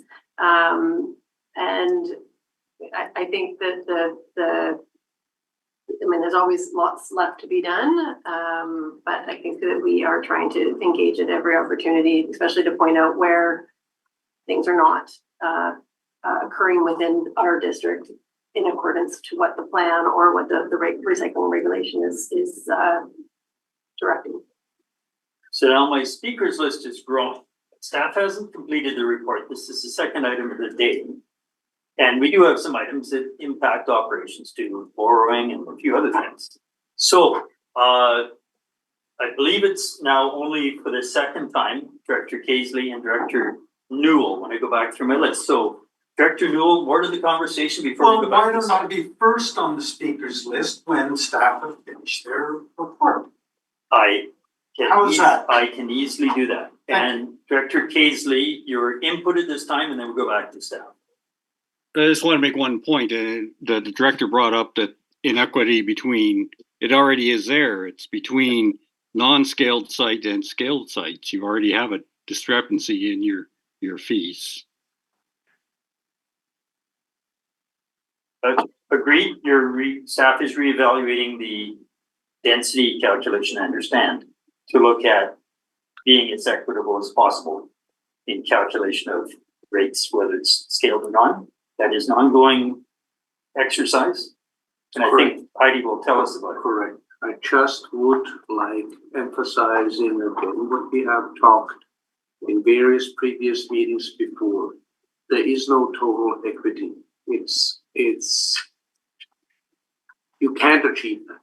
You have a taxation pool, you have areas that pay more taxation than others because the assessment value is different. You have areas that are remote where a lot of hauling is required, generating a much higher cost. But that's not necessarily that area's fault. But we have no total equity. It really depends from what angle you look at the situation. So what we are trying as staff is coming up with compromises where as a large region or as a sub-region, find these compromises and minimizing the overall cost. This report is a key piece in reducing costs, in reducing inefficiencies that are created historically in regards to how we handle wood waste. I have a hard time explaining to the general public why we are collecting this wood waste, then pile it somewhere, bring a shredder in that we pay whatever, $50 a ton or cubic meter to shred my material. Then we have equipment reloading it, hauling it to a landfill, and then bury it in a landfill like all the other materials. That is what is before you in regards to the change of the definition for contaminated wood waste. And quite frankly, that's what we were directed to look as staff at. How can we be more efficient? How can we find the areas where we are not operating reasonably? And that's exactly what is before you. The discussions about inequities in regards to weight versus volume, yes, they need to continue, but that's not really what's before you. Here is an issue where we have done with significant effort a study that you have paid for that shows you where we could do better. And that's one of the steps and recommendations before you where we could do better. So that's before you and that's your decision to make. I quite frankly, I don't know how else to defend that study and the recommendations before you. Thanks, Julie. I would like to go back to Heidi. What else do you need to make us aware of or highlight so that we will move to these recommendations? The floor is yours. Yeah, thanks. And through the chair, I'll go through the changes to the tipping fees part of the report now. So the system efficiency study identified that the RDCK's cost to manage most materials exceeds the revenue recovered by the respective 2024 tipping fees. And as a result, it recommended tipping fee increases for many materials. The tipping fee increases proposed by GHD prioritized the user pay principle, but were significantly higher than the RDCK's existing tipping fees and those in neighboring regional districts for most materials. To promote consistency and transparency in the setting of tipping fees, staff developed a tipping fee cost recovery structure that aligns with the RDCK's user pay goals while continuing to incentivize diversion to move towards zero waste. The proposed tipping fee increases, as shown in tables 6 through 8, were lower than those proposed by GHD for most materials, but would still rank the RDCK tipping fees at the high end compared to neighboring regional districts. This is rational based on the RDK system having the highest cost per capita of these regional districts and emphasis on the user pay model. Due to the magnitude of some of the proposed increases, staff recommend implementing these over a 3 or 5 year period and have outlined this in 2 tables in the report. Staff also plan to conduct further analysis to address discrepancies identified in the expected versus actual tipping fee revenues for yard and garden waste, as well as for other materials where significant variation in these revenues were observed, likely due to unit rate conversion values, and will provide further material management or tipping fee recommendations based on this at a later date. For efficiency's sake, and due to time limitations for this report, the proposed tipping fees are based on the assumption that the RDCK will continue harmonizing most tipping fees across subregions. Staff advise against deharmonizing tipping fees as this would be counterintuitive to the goal of increasing efficiency. If directors wish to deharmonize the tipping fees, further analysis will be required. Under the current subregional administrative model, the expected additional tipping fee revenue, as shown in Table 8, would not be even across the subregions and would further increase the discrepancies in taxation levels shown in Figure 1 of this report. In recognition of the increasing amount of work and associated costs to meet regulatory requirements associated with waste management, the RDCK is in the process of regionalizing waste management facilities. As operations become more regionalized, moving towards a regional administrative structure would maximize both efficiency and equitability for RDCK residents. Staff developed 3 options for how regionalization could potentially occur and recommend the first option, regionalizing all resource recovery services, as this option best addresses both the inequities and inefficiencies of the current system, but would like to meet with the committee in a workshop format in early 2025 to allow for further discussion. As the workshop content will be guided by committee's members' questions around the system efficiency study, staff requests that JRC members submit questions or concerns in writing by Friday, January 3rd, to give staff time to prepare an agenda and content for this workshop. In the coming days, I'll send an email to all committee members so that you have my contact info for submitting those questions. Thanks. Thanks. So the first recommendation around the definition, I think, you really had a fairly passionate summary. The next recommendation, my understanding is that can go on basis of Table 6 or 7. We're crafting a 5-year financial plan. So as everybody remembers at this table, a year ago, we said, yeah, we're going to increase tipping fees this year in 2025 by 10%. We all agreed. We all sat here. We said, can't do it this year. Won't do this, won't do that, but we're going to do it in 2025. So our manager has created draft budgets for all of us based on that 10%. So I would think that bylaw amendments and these other tweaks, we would have maybe the option of deciding if our 5-year projection would be based on Table 6 or 7. But in the very short term, for 2025, I think we're going to see very similar numbers. The difference in soils is not as big as some of the other differences. So to me, that's kind of where we're going to lead, I hope. We're going to give staff direction to say, what if we took this path and what would the numbers look like? I hope we're not going to ask staff to do 11 different scenarios. What if you did this? What if you did that? What if you did halfway in between? Director Newell, I said we would give you the floor. Thanks. I'd like to move both recommendations 1 and 2 because we're in committee, option 1 on both of them. And in regard to the point you just raised, sorry, regard to hang on. recommendation number Please. 2.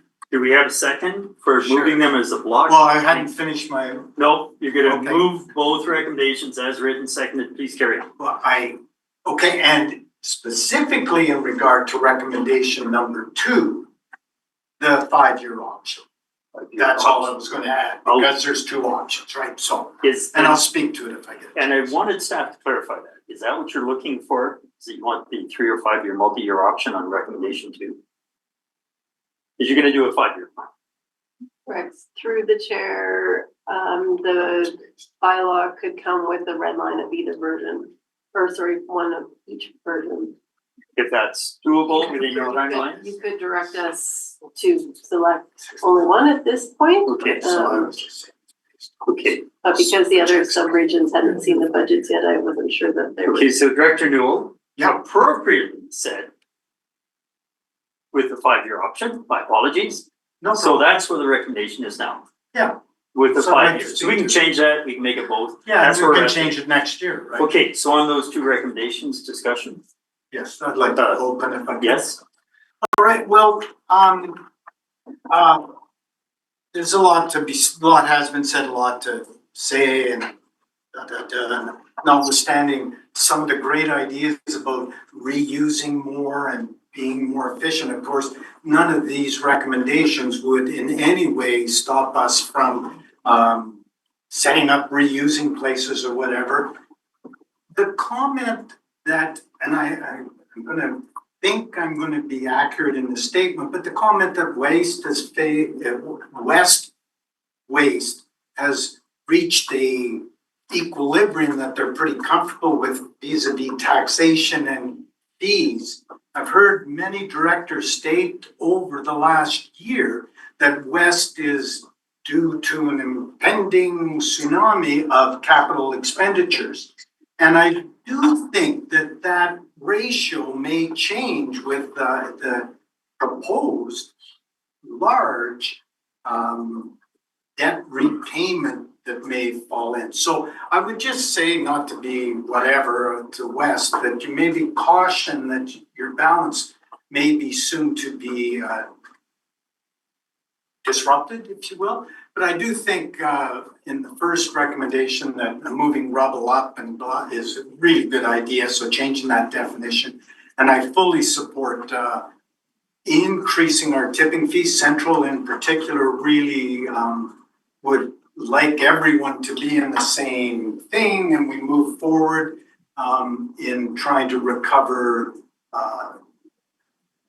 the user's cost, notwithstanding yard and garden, which appear we won't get to that, but everything else we're moving much more toward trying to gain full recovery, which is part of our board. I think I would argue fits right in with our board strategy and long-term planning, where we're providing a service for the people and no one's subsidizing it, the user pays.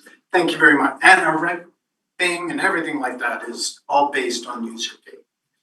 Yeah, Except for public benefit where we could maybe add 10%. But anyway, I'm rambling. I'll just leave it at that. Thank you. So, yeah, resource recovery plan makes most of those statements, and that is. Thanks, that's better. That is the That's public smart. test that, and the direction we've been given from the public. So to clarify, Director Page, did you want to speak to it? Vandenberg? So It is- perfectly said. Okay. Vandenberg, sorry, I wasn't sure if I saw your hand and then pop off. Yes, thank you. So based on the motions put forward, what table can I refer to that reflects? Table 7. So that is not, that's in the first document? I'm in the e-scribe, so I pulled it out separately. Page 9 and 14 on the e-scribe. I got it here. So page or tables, because there's two documents. Yeah. This is tipping fee changes. Yeah, it's over, thank you.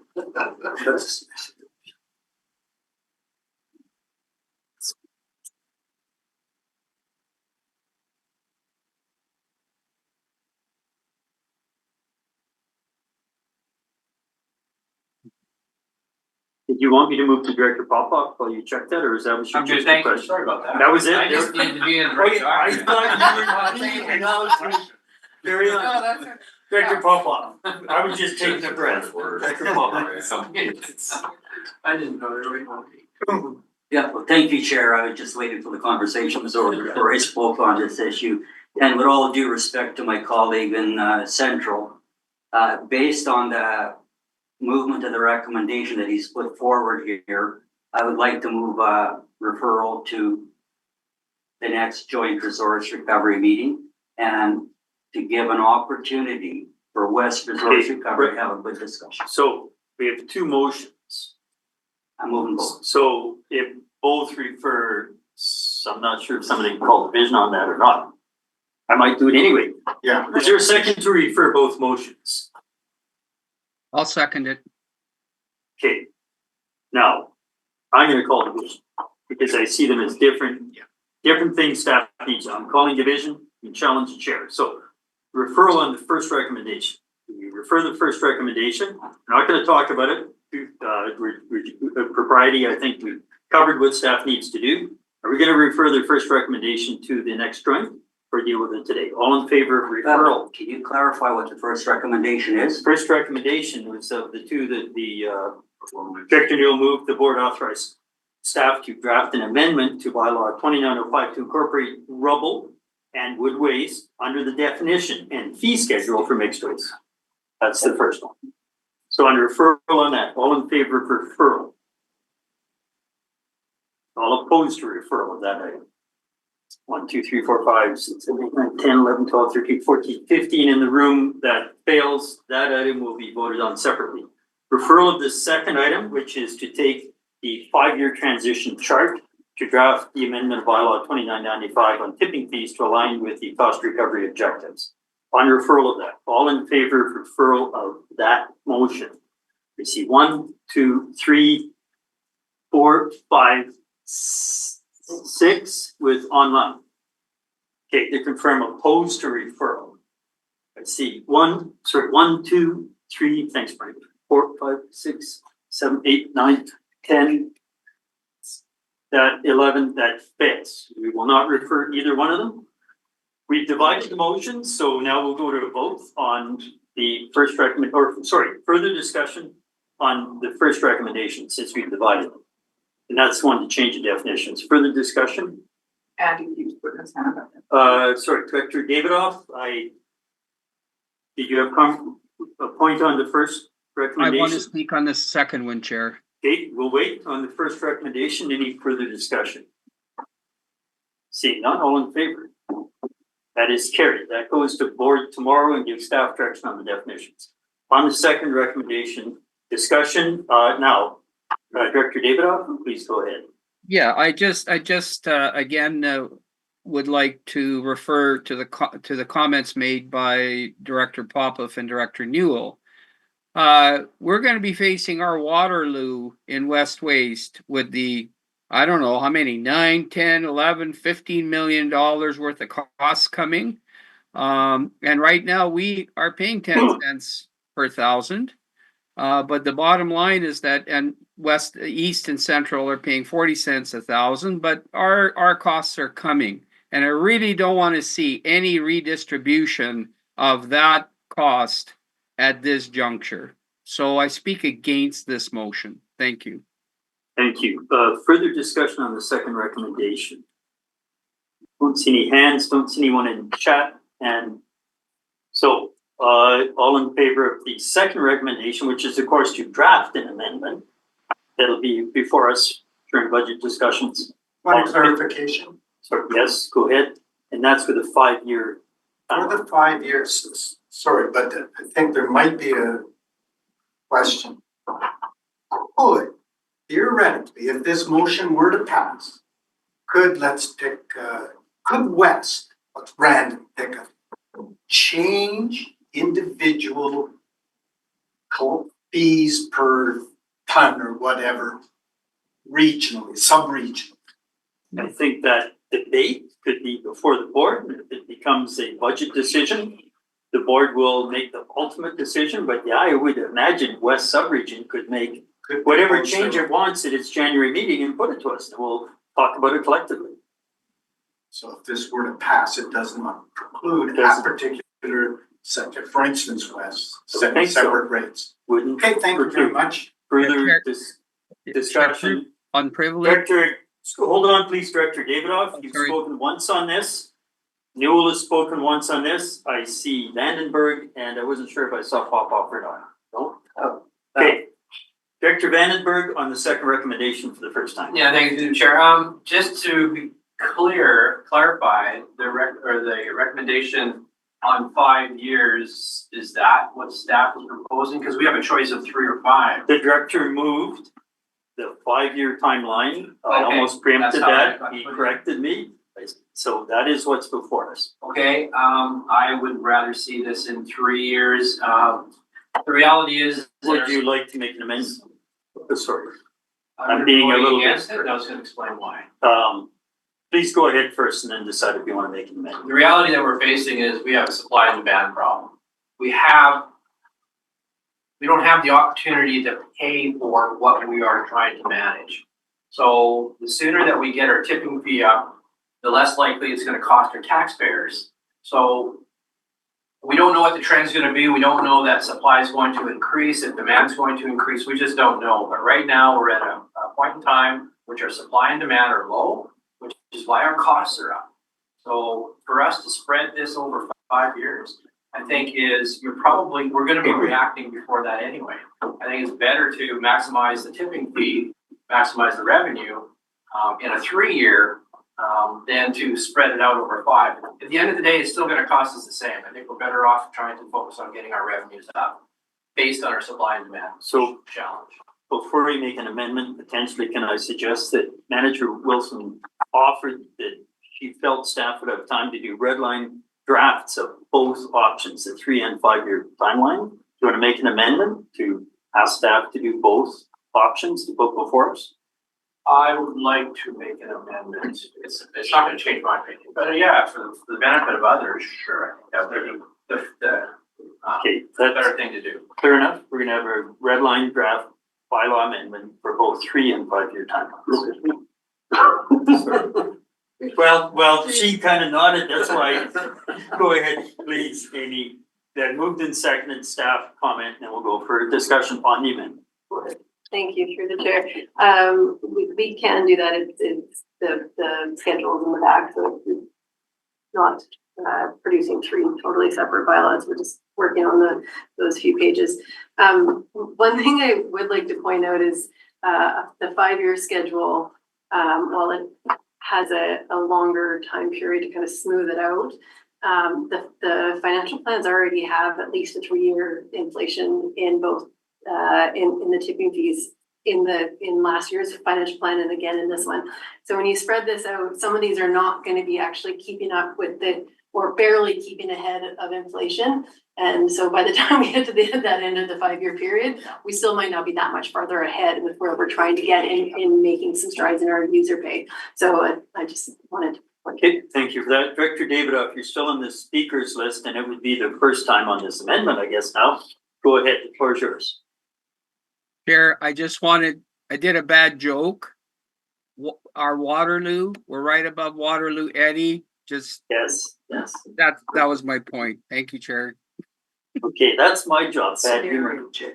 Director McFadden's not here to correct me on my protocol, I see, but, okay, so, on the amendment, discussion, Director Page on the amendment.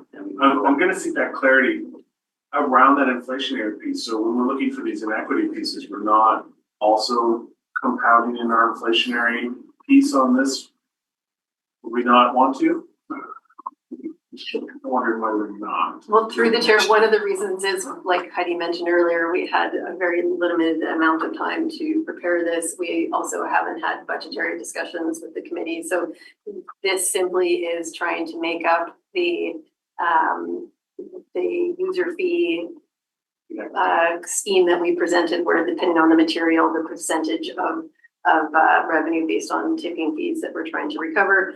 So is it too difficult to put a 3% in there for inflation, some sort of standing?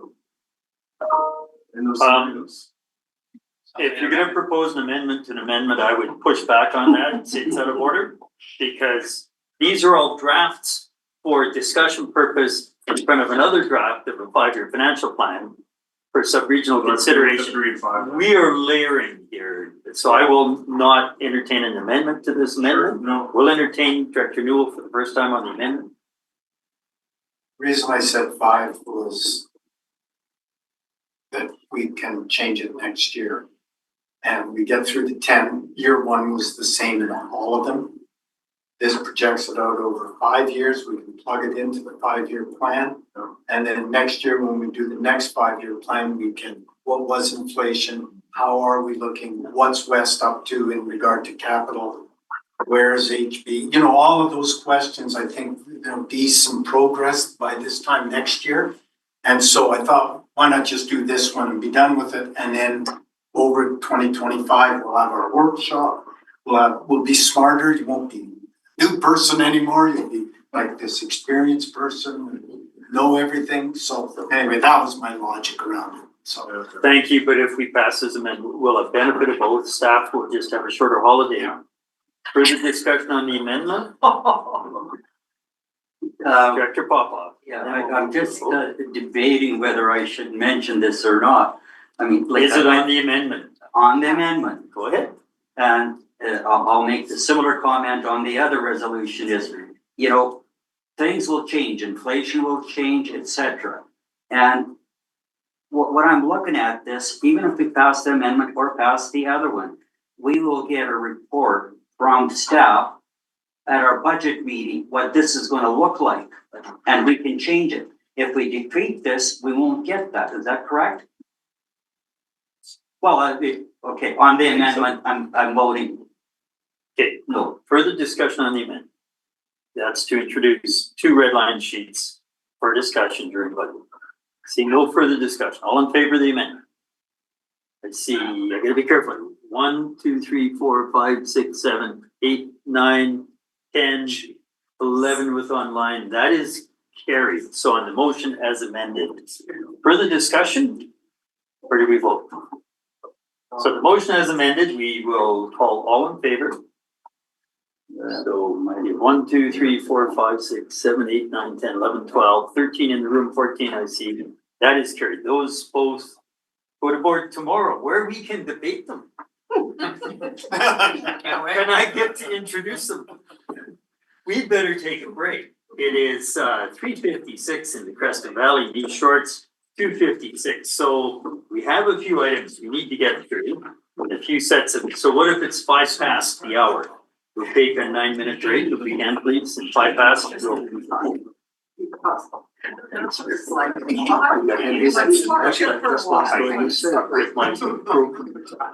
No, I'm not. Leader of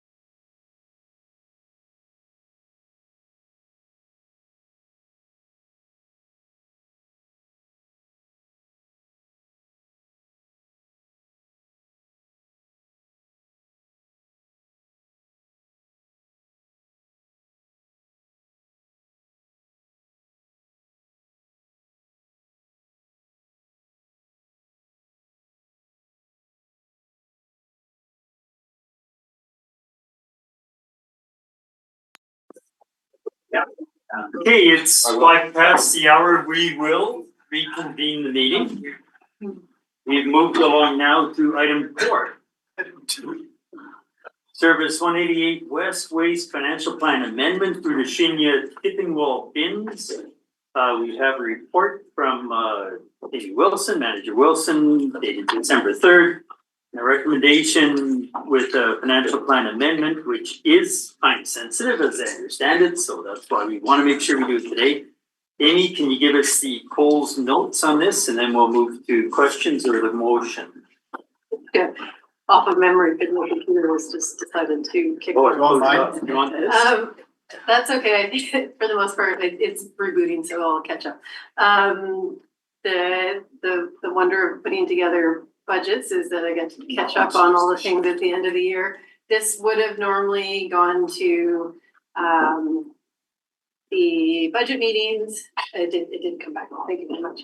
But then the West and Central ones got deferred, so we were intending to bring them to those, but I was informed by finance that being that it's an adjustment to 2024, they wanted the board resolutions for 2024. So last week I wrote these 3 reports. So this one was specifically because we had budget in S188 to either repair or replace some bins that we use on the tipping wall at the Udashini landfill. We did actually do a few repairs, but 2 of them did need replacement.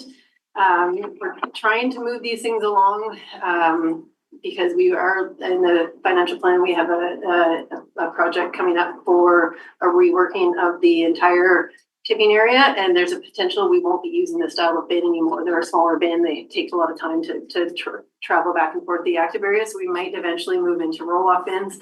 Hence why we're trying to kind of get as much life out of these as we can. But 2 of them were beyond the stage of repairs, and we will still be using them for a number of years, so it seemed reasonable. So anyways, the finance department determined the value of these units were such that they at just $8,500 each should actually be classified as a capital asset rather than the budget was allocated in repairs and maintenance. So they have asked that we move that value from the operating budget into the capital budget. And so that's the request here. I move the recommendation. Did we have a second? And that is, well, as stated, the shift, increase the capital account and away from the maintenance. Discussion. Bad humor. Can we wait until December 15th so we don't have paid GST? Joking, bad humor. It's actually the 14th then, isn't it? If that goes through, that is. Sorry. Further discussion. Once I hear. Not hearing any. All in favor of the recommendation? That's carried. Thank you. It's tomorrow. Next one, S187 Central Waste MFA Equipment Financing Authorization, Central Loader, similar. Back to Manager Wilson. Yes, thank you. So in putting together the financial plan, we had realized that we did not get the borrowing authorization for the short-term borrowing when we came to you in October for this recommendation. Having a closer look at the financial plan and the draft financial plan for 2025, there's two options here. One is we could do the MFA borrowing, or we do have sufficient value in our regular reserves to fund this. And I think the cost estimates would be about a 60,000 annual over the 5-year period savings for not doing that borrowing. So the staff recommendation was to actually transfer this to be funded through regular reserve rather than equipment financing through MFA. So we have the recommendation. Questions for staff, or move the recommendation? I'd like to move recommendation option 1. That the board, it says that the board, so maybe one of those that the boards meet, approve an amendment to the 2024 financial plan for S187 Central Waste to decrease the proceeds from the account by 284,000 and change, and increase the transfer from regular reserves. So that says for the agenda, 5 for second, and seconded Newell. Discussion. See none, all in favor. It's carried. Item 6, 187 Central Waste A120 financial amendment. This one's a little more cryptic perhaps, however. Back to you, it's central and waste subregion impact on this one, back to you, Amy. Yeah, and so the attachments to this show, there was an intention in the 2023 financial plan for a transfer from central for 2,507 or 257,000 to as a tax-based subsidy from central to the central west composting. There was an equal value for the west. That transfer didn't include that transfer. The journal entry request was missing that value. There was also an amount for the tipping fees, and that was included. The note on it states they were both included, but the value's not. So then that was an error on my part. So I apologize. There was a delay in getting the prior year surpluses this year, and so the service statements that we got throughout the year didn't identify this until basically late into November when we got the prior year surpluses. That's when there was a deficit in the A120, and I was able to go back and investigate. So the apologies that this was something that was intended to happen in 2023. So the central service ended up having a surplus for that value that was intended to leave, and that this compost facility had a deficit. So this intention is just to correct that error that's basically a year late that took some time to recognize. So simply sort of cleaning up that financial plan correction. So questions or the recommendation as moving the recommendation? Director Paul, move the recommendation with second, Weatherhead discussion. Forward enough? Seeing none, nobody online, all in favor? That is carried. So, I'm so glad we took a break, because you never know. We are now at public time. That I have to keep correcting myself. I guess it's 3:13 in the city of Nelson. And we do still well, maybe we don't have public. In the event, there is still public. So, are there any questions from the public for this committee at this time? Just giving a minute in case somebody has to unmute. Just waiting again another second or two, so I see no questions, so we will move to item 8. We have a motion to adjourn.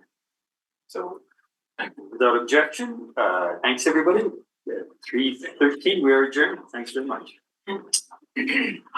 Thanks, Chair.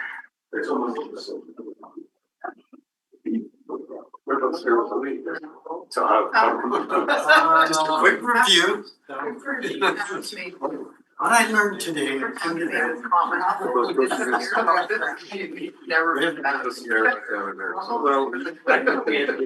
something it sounds like it's damage to the wrist, and then he's on handcuffs. Well,